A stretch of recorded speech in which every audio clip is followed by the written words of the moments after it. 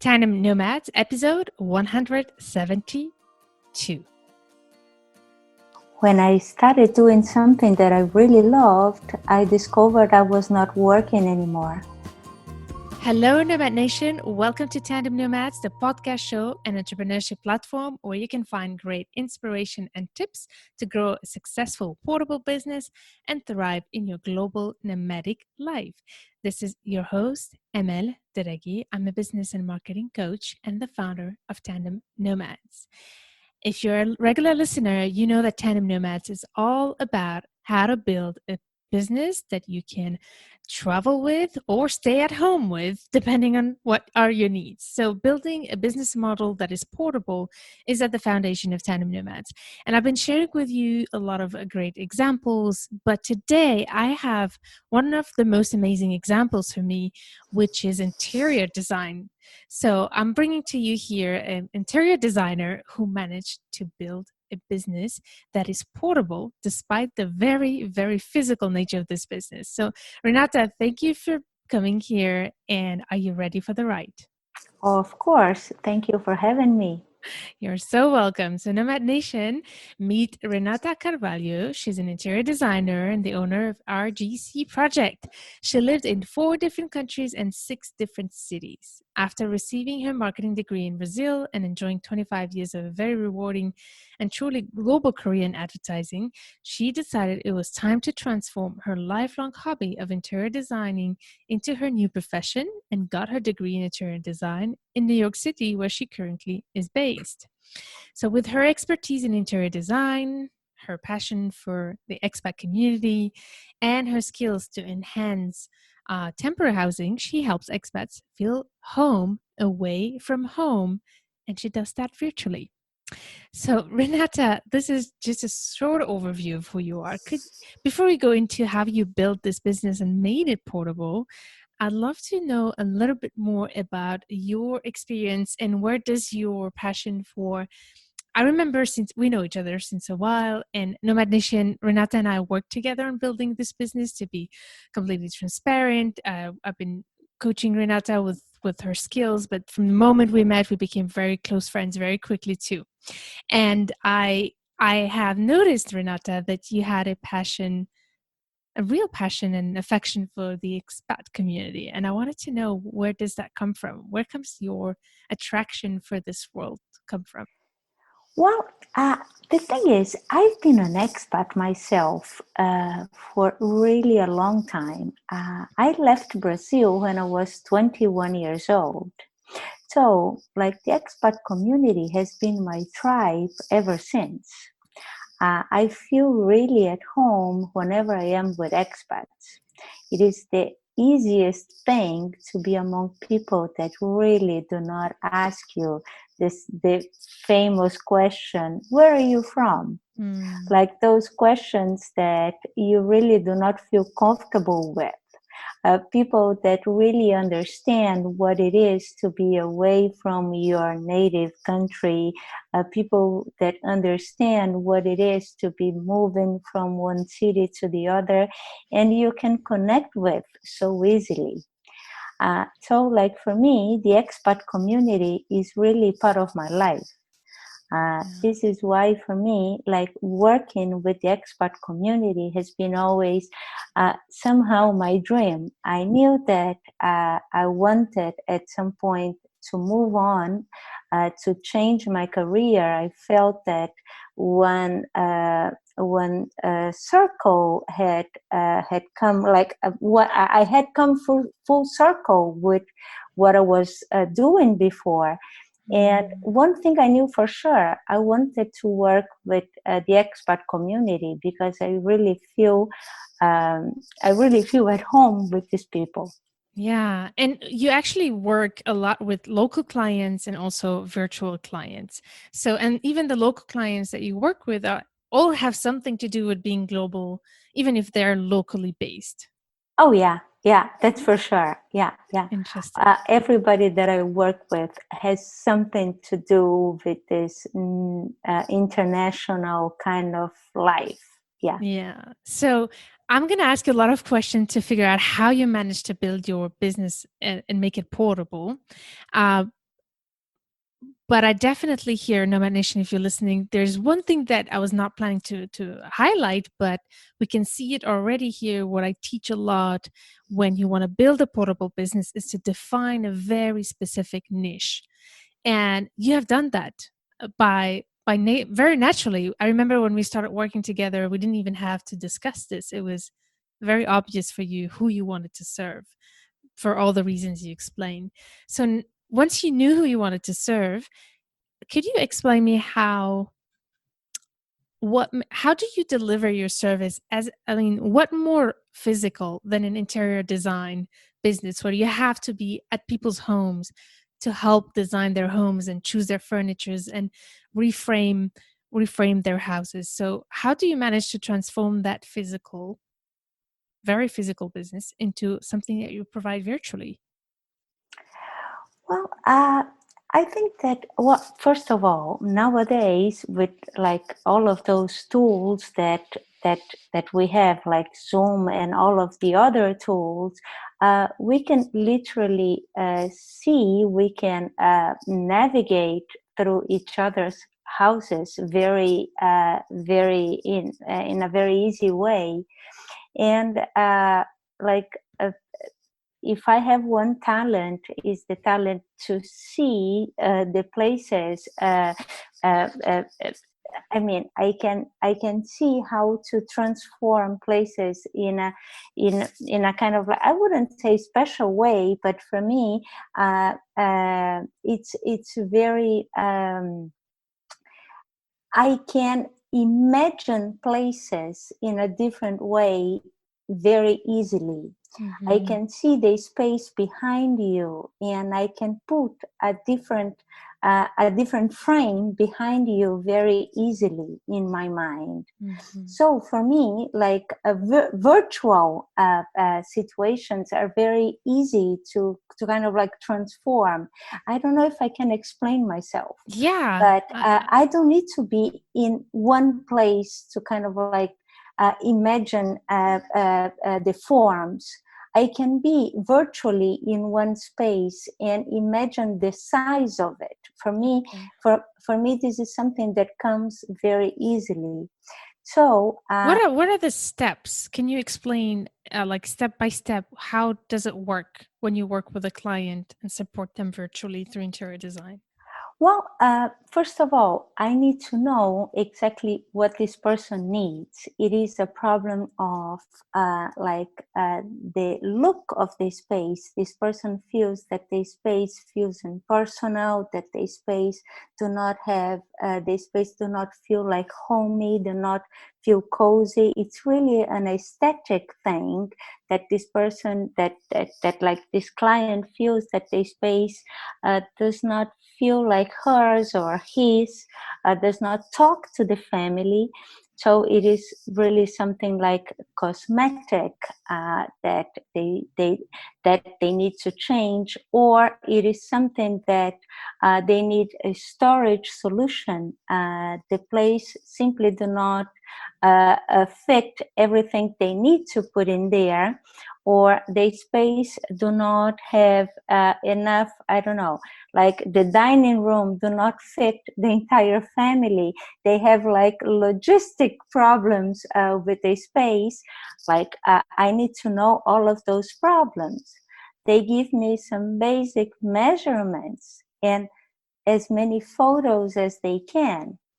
With all of this, I can put this in a plan, in a floor plan, and I work all the time with references. It is part of my day-by-day life to be looking at different pictures of furnitures, of lights, of different draperies, of different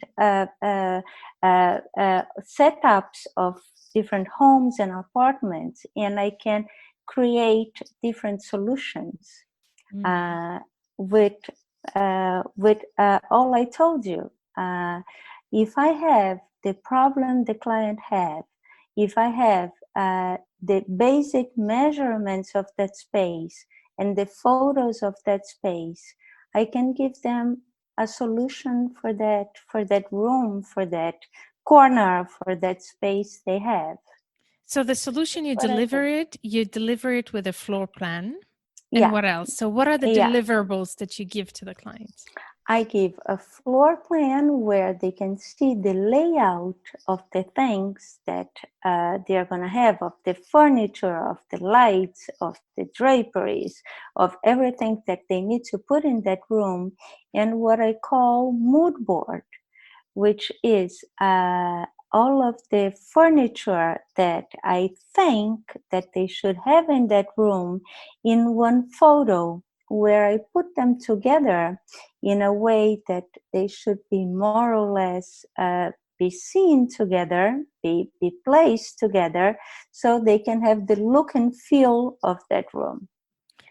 There are some other options. Sometimes, like as expats, we do have all of our furniture already, but we are missing like something that help us to have like the room, I don't know, to make the room more silent, or we need something that gives a better light to that room, or something that, I don't know, to make, as I said, the room more cozy, because we have already a furnished house or apartment and it looks very impersonal. And I help them like with some details, with something like to dress the walls, with something, with some accent pieces that will help them to bring personality, to bring something that will make that place their place. I always make this joke. You know the game, the 7 mistake game, where like that they look very much alike. Yeah, yeah. Like some people cannot see the difference.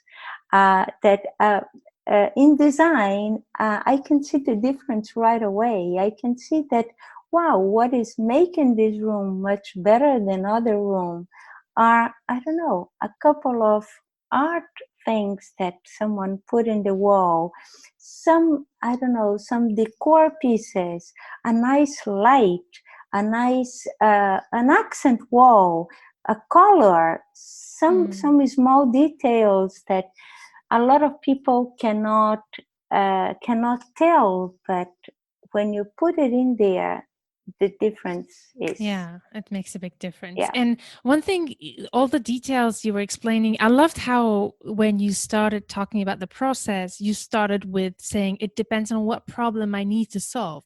And Mm-hmm. this is really key to define. And focusing on expats, the problems are often very similar to what you were talking, making a place feel homey.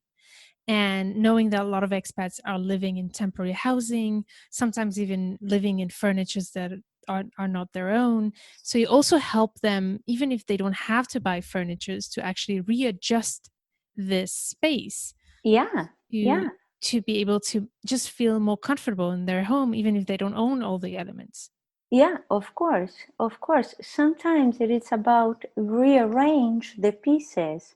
Sometimes it is about to buy very few things and transform and to work with what is already in there, and as I said, rearrange a few things, and with whatever they they they took with them, think completely out of the box and transform places that, like, put, I don't know, the office where they were not planning to, and play with places and furniture and art pieces in ways that they were not used to, and bring solutions. Like I remember going like in design school, like they made us do at least 6 or 7 different layouts for a bedroom, and you're gonna say, how can you work with 7 different layouts for a bedroom? Like how many places you can put the bed, right? I mean, you have only 3 walls usually, but yes, you can Yeah. place furniture in different places, and usually whoever is not in the business do not think of it. Exactly. Yeah, I love that. And the other thing is also, when we were talking about this, I realized one of the misconceptions about interior design is that it's for rich people. And I have the feeling that doing it virtually has actually made it more affordable, and also more, in a way, you're kind of disrupting the industry. With democratizing interior design to be able to bring it to more people. This is what I would love to. And actually, sometimes I hate the name because you are totally right. People think that interior design, it is like really a luxurious thing, and it should not, because as something that can be done online, and with so many affordable things nowadays, you can buy great pieces of furniture in Amazon.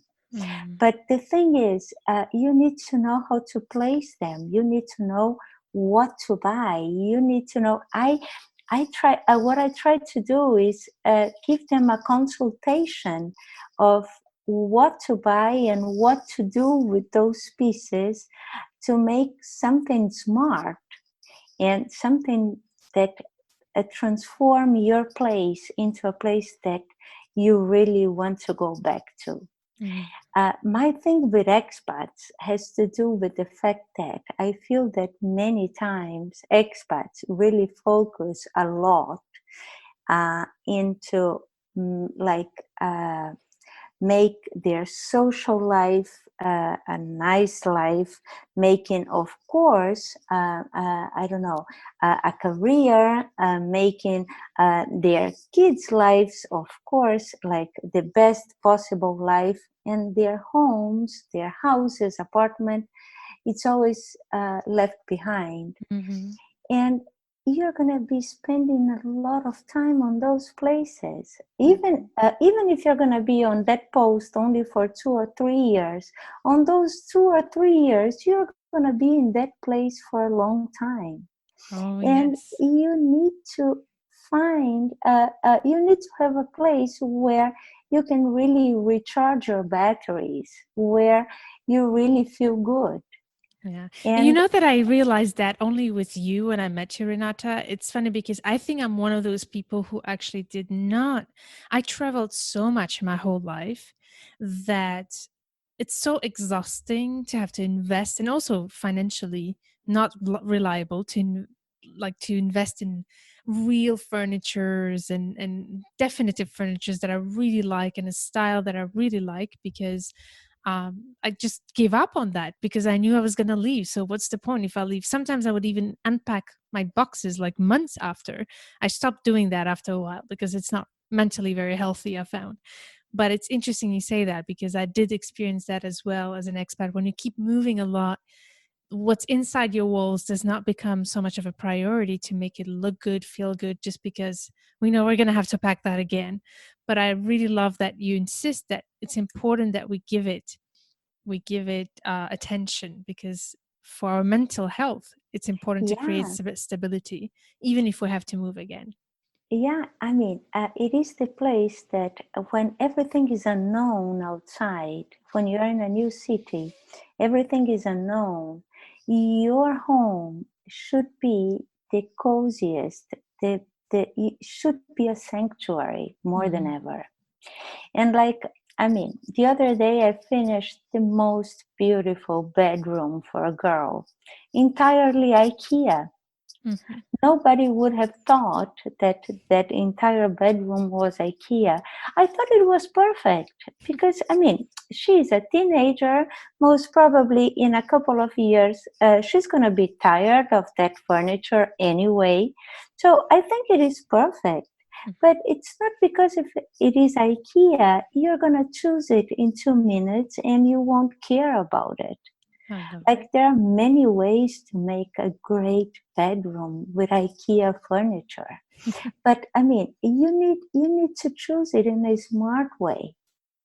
This is what I try to, I don't know, work with my clients. So you talked about how you made it portable. The step one is to talk to your client on how their problem. The step two is they send you the pictures and whatever you need to visualize the space and how to fix the problem. Then you send the floor plans And and the the mood mood board. board. I think sometimes you also send a list of like links to where they could get the furnitures, right? Exactly, exactly. And if they are in a location that I cannot have, and that I do not know where they could buy the furniture, at least I can send them exactly the measurements of every single furniture and the type of furniture that they should be buying for that place, Mm. like the size of everything that they should have, which is like half of the way at least. Like, hey, for here, for this corner, for this home office, you should have a desk of this size, you should have a bookshelf of this size, you should have a drawer of this size, you should have, everything is already planned, so you can know exactly when you finally find a place where you can buy those pieces, you already know exactly what to buy. You know exactly like the measurements and the colors and the kind of material and everything. Like everything is already, the recipe of the cake is ready. Amazing. All you need to do is put them together. I love that. So this is fascinated how, yeah, I would have never thought that interior design could be served and delivered like that. And I want to talk a little bit about what's happening right now because we are in times of COVID. And I found it interesting how actually during COVID, suddenly, because there was a bit of resistance, I think, at the beginning to educate people and clients on the possibility to have consultation online for this kind of topics on top of democratizing it. Um, but now that everybody was stuck at home, I would love you to share some stories that you've told me of how suddenly more people were willing to have like a consultation online to fix their houses. Yeah, this is very interesting. I feel that more than ever, people are looking at their places in a way that they had never had the time to look before, right? Like we've been inside our homes as never before. So we are seeing the good and the bad of our places as never before. First of all, the home office has been like as never a need, and everybody is looking for a good solution to let it be get a better home office or to build a home office in their homes.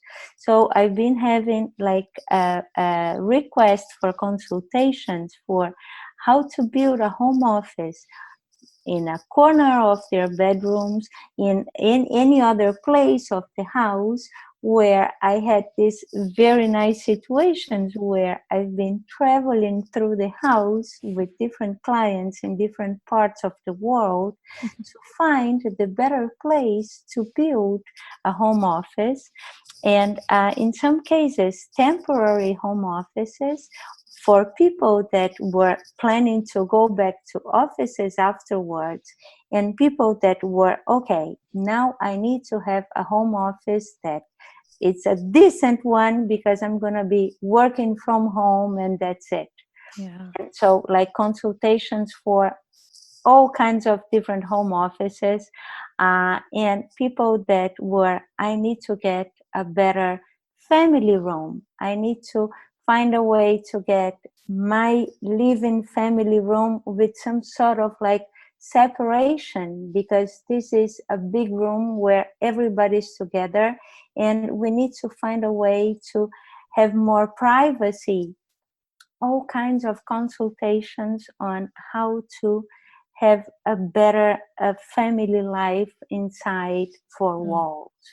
It has been a very interesting time to see how people are looking into their homes in a very different way. Yeah, this is amazing. And for me, it confirms as well the power of building a business model that's portable, Yeah, because in times like these, it's even more needed. People continue to have needs that, yeah. but they have to be fulfilled virtually, like in this case. Oh, yeah. So even those who were in the same city of you were using your services now online because of the confinement and you were not allowed to go out. Oh, yeah. Totally. Totally. Interesting. So Like, I mean, the the need for good chairs, good light, good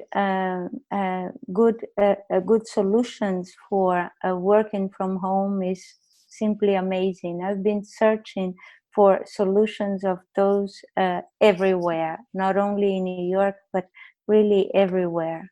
it's fascinating. And talking about offices, I just want to put a note there. You're reminding me of something. I just want to share that with you. One of the big challenges of a lot of expat moms, because a lot of listeners are expat moms, is to find a space for themselves to work. It's really hard. So everybody has their space, but usually expat moms try to run their businesses from the corner of the table or the kitchen table of the dining room.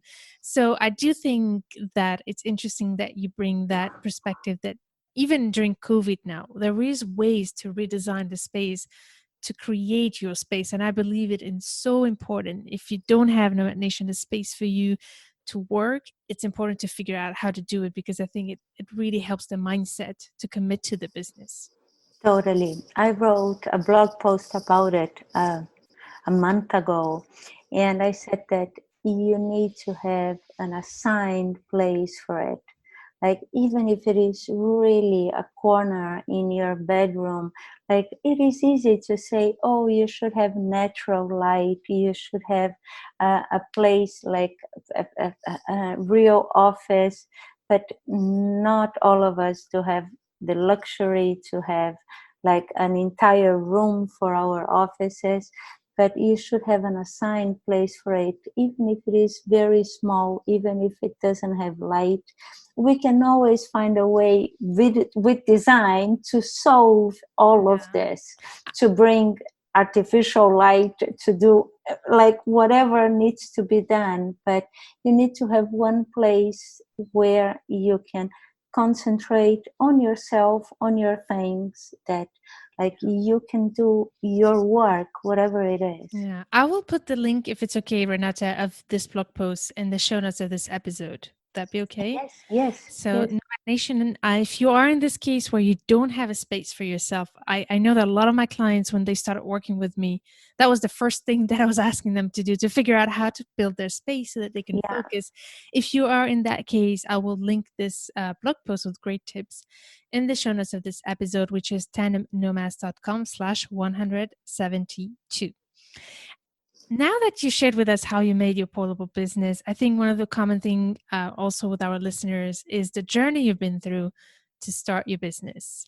So when we met, you were still, I think, you were still getting your degree in interior design. And in the Yes. past years, I've been seeing you transform and grow into this business owner, and it's been amazing to watch you.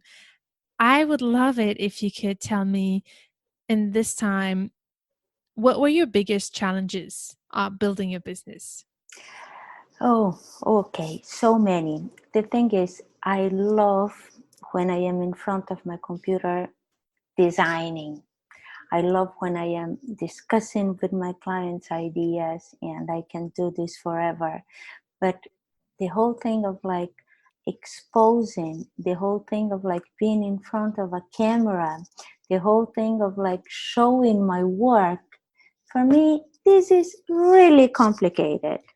I I was born to be behind the cameras. I was not, I mean, probably it has to do with, I mean, being from an older generation.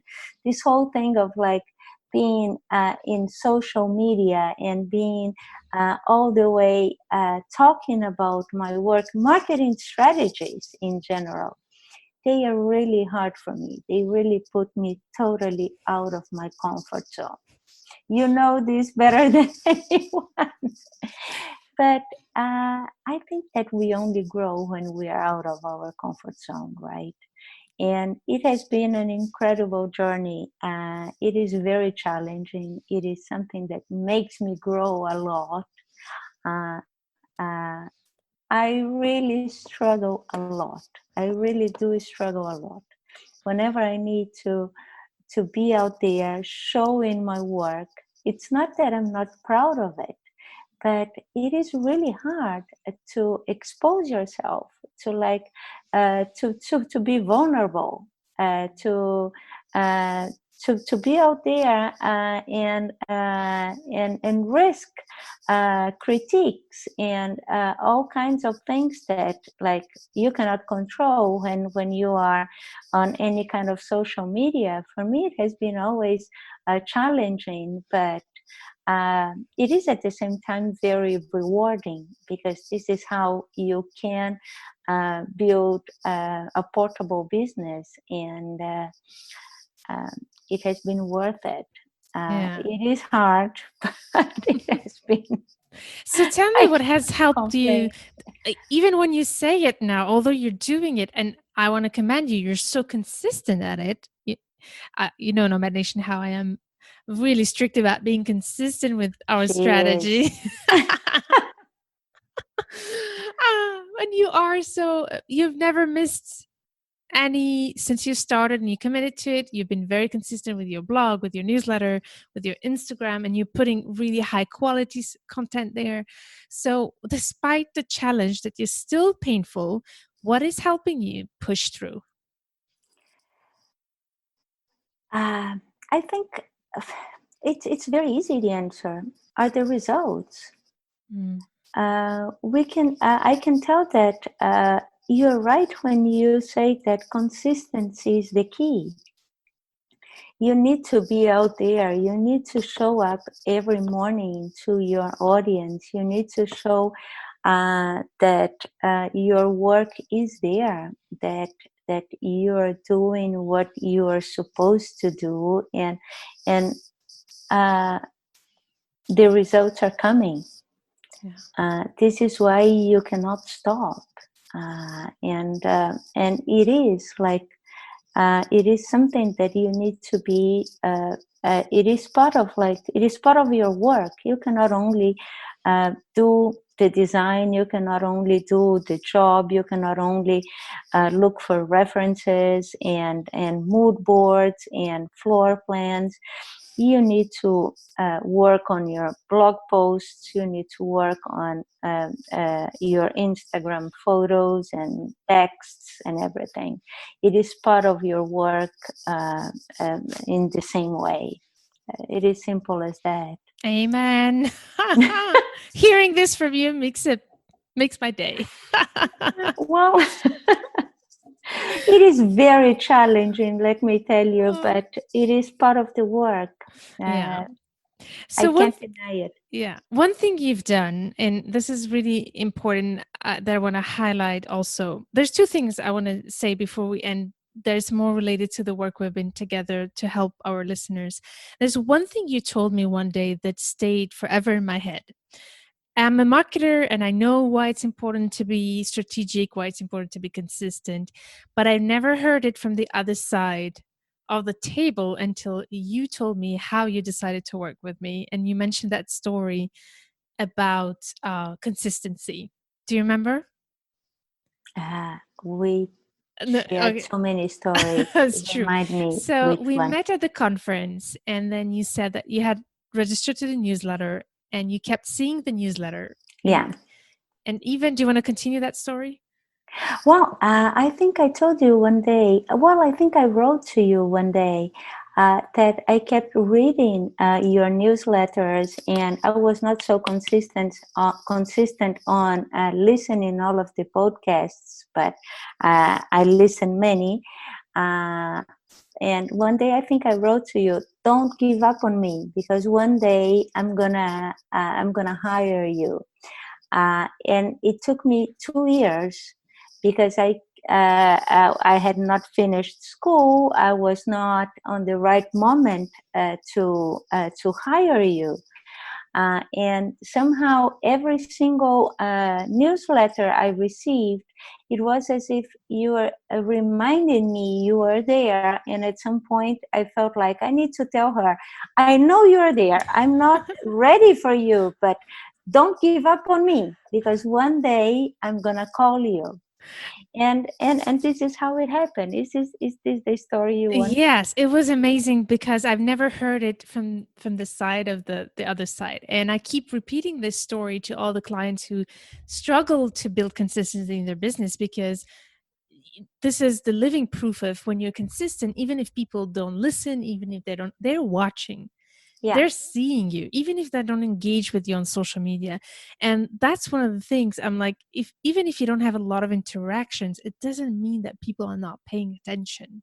Yeah, this is what I think. I think that if you're giving people a good content, uh, they don't need to answer you. They don't need to like even give you a like every week or every Yeah. post.